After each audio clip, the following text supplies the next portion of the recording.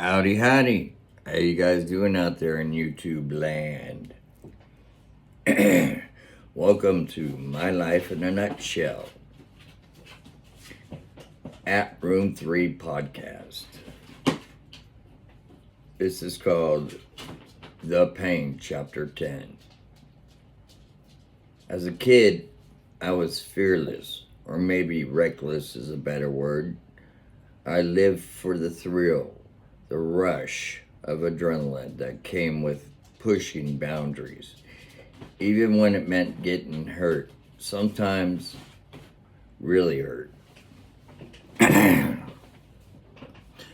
remember my first head injury like it was yesterday. I was on a swing set pumping my legs as hard as I could, determined to fly higher than ever before. The only problem was that the swing set was too close to a small brick wall. I don't care.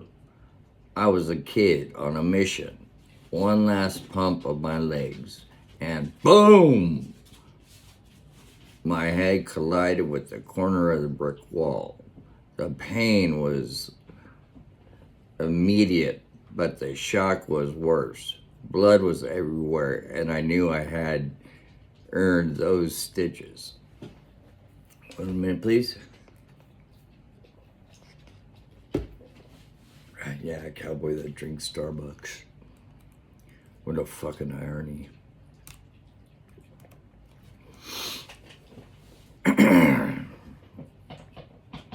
But that was the last time I put my head through the ringer.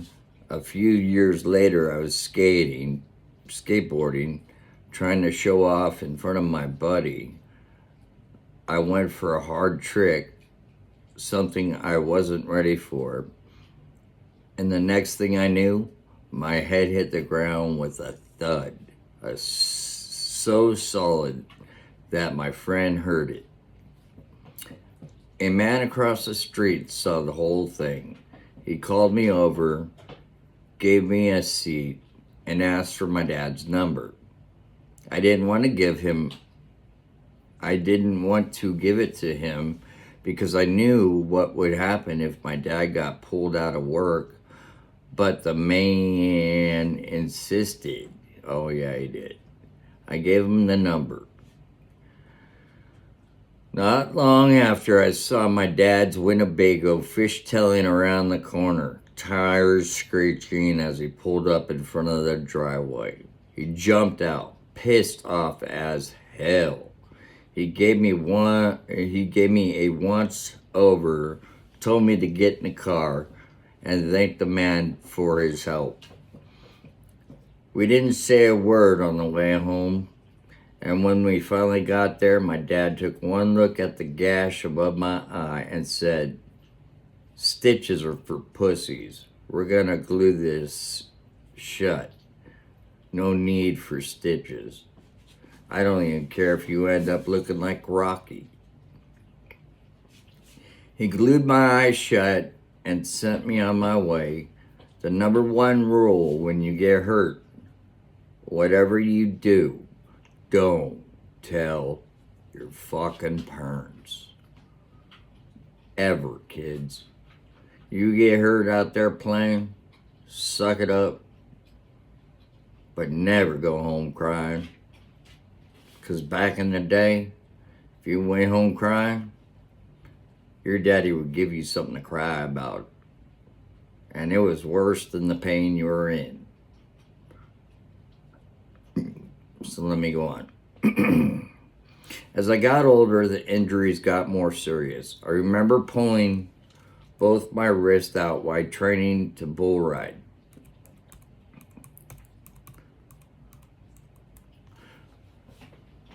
First, I rode with my right hand and pulled it out of the socket. Then I would switch to my left hand riding southpaw until I pulled that one out too. Along the way, I did something stupid. Oh shit, sorry guys. Sorry.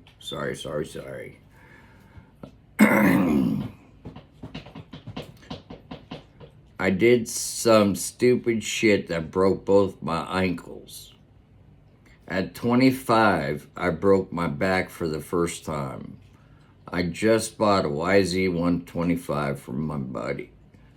And despite the rain, I decided to take it for a spin on the street. Everything was great on the way out, but coming back to my cul-de-sac, I took a left turn too fast. I slid like Superman.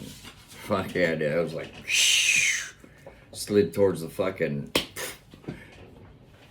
head first into an El Camino at 75 miles per hour. I wasn't wearing a helmet, just brand new riding gear. My head hit the quarter panel and my bike hit the tire and bumper. I was stuck in the middle. I hit so hard, dude. I pushed the car. This is not in here, so. Side note. So when I was fucking sliding my motorcycle, and I tried to get away from my motorcycle, and I just kept sliding with it. So the front tire of the motorcycle, here's the tire of the car, back tire of the car. Front tire of the motorcycle came in like this and went on this side of the tire. And the back tire, this is the tire of the vehicle, and then the back tire of the motorcycle slid and went behind the tire over here. So me, the bike, and the El Camino were one. When I compressed, my head hit the quarter panel. Man, that was it for me. So anyways, let me get back to the story. I mustered up enough strength to get up, but fell right back down. I thought I was done for, but the rain on my face snapped me back. I barely lifted my head and saw my brother Jamie taking my bike back to the garage. He came over to check on me, but I had to get up on my own. I stumbled to the garage, collapsed onto the cold floor, and yelled for my girlfriend, now my wife, Christina. I fucked up. Can you come help me get my gear off? She started pulling as hard as she could, but every tug felt like torture. She was pissed though. After all, it was Valentine's Day. We don't celebrate Valentine's Day to this day. We celebrate Valentine's Day the next day because of this accident. And instead of taking her out, I was messing around on my bike. True that, dude. Take your ladies out on Valentine's Day. Don't fuck around with your motorcycle. You might break your back. The next day I woke up in a lot of pain. I was walking down the hallway. My roommate said, "Holy shit, you should see your back. You're walking crooked, bruh. You need to get that looked at." No shit. I couldn't believe I didn't go the day I hit the car, but she was so pissed at me, dude, when I came in. She just told me to go to bed. I said I was in pain. Nah, just go to bed. I ain't taking it to the hospital. It's Valentine's Day. Hey, I deserved it, man. I fucking deserved it. I should have been with her, not on my bike. All right, let's go. She started pulling as hard as she could. Oh, shit, sorry. Okay, let me start. Sorry. So I went to Kaiser Permanente in Riverside. My neck was swollen 3 times the size. Literally, my neck was swollen like fucking out the hair, dude. I was like, what the hell's going on? Okay. So I thought I broke my neck. But when the doctor came in, he said, you didn't break your neck, you broke your back. I shifted around and he warned me, I wouldn't do that. You broke your L2. If it had been L1, you'd be paralyzed for the rest of your life. You got lucky, son. I sure fucking did. That's for fucking sure.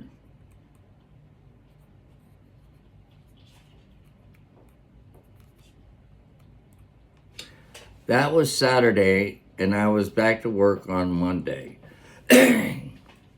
I worked through my broken back because I had to. Break time. The only reason why I had to work, or the only reason why I went to work with my broken back, is because my boss at the time was such an asshole. And I knew that I'd probably be fired if I stayed off work. So I just went back to work. I said, fuck it. I bought a quad 2 weeks later. I started launching that thing into the air, pushing it to its limits. One day I was almost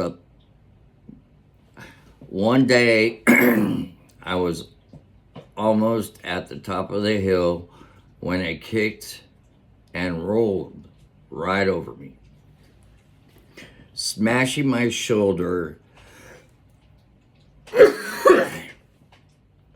and the back tire crushing my helmet. At 35, I was driving a Polaris at Lake Matthews Shoreline Project when an inmate ran out in front of me, and I yanked the wheel to the left as hard as I could to avoid hitting him. But I launched the Polaris about 8 feet in the air. When I came down, I missed a huge boulder by inches, but the landing was violent. I broke 3 ribs, my back again, in 3 different places. By 40, the injuries were catching up to me. I was working on a shutdown with my buddy on a scissor lift, drilling holes into a crack to fill it up. The work was labor intensive, and you had to work in sync with your partner. At one point, he let go of his drill and the scissor lift shot up. So, side note, when you're working on one of those lifts that go up like this, they're bouncy, right? You're up on top and they're kind of like wiggly and bouncy and shit. And when you're hammer drilling, and if you push in to whatever you're working on one of those lifts, the lift likes to go down. So here's the lift, here's you start to drill, the lift goes down, so, to a point, then it stops, and then you can start drilling, going in with the drill. So we were both drilling, and the scissor lift was cocked down here because both of us were drilling up her. Well, something happened and he let go of his drill. And then the scissor lift came up real quick, and then this arm went pop. So that's where I'm at.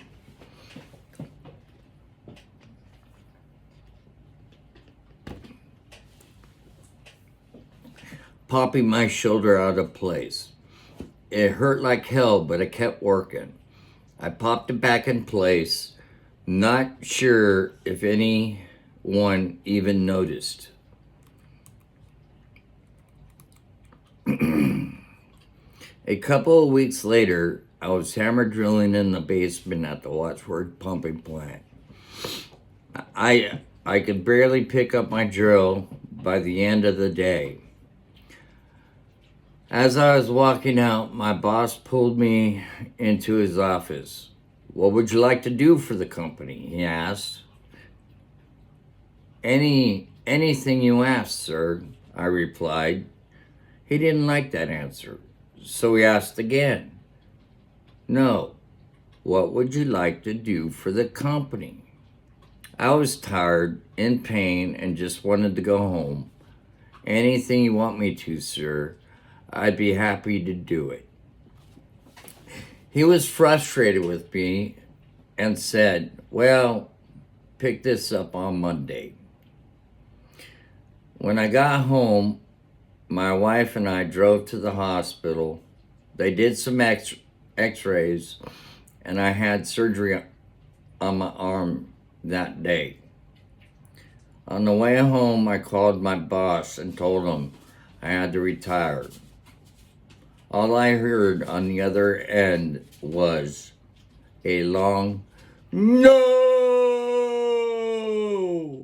I apologized, but I had to do it. When I got home, I threw my phone with all my contacts into the pool, never looking back.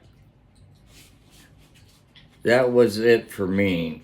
After years of pushing my limits, of countless injuries and bruises with death, I finally had to call it quits. But damn, what a ride it was. And it was a hell of a ride for 21 fucking years. I worked for, when I broke my back, this side note, when I broke my back at 25 for the first time, like I said, my boss was an asshole, so I broke it on Saturday. Went to the emergency room on Sunday and went back to work on Monday. But I was so pissed off and working, but I did my job, and I always did my job good. I never screwed the company. They were paying me a wage, so I put in 100%. So my motto is, if you work hard, you get to play harder, right? So since I was working again, right after I broke my back, I fucking went out and I bought a quad.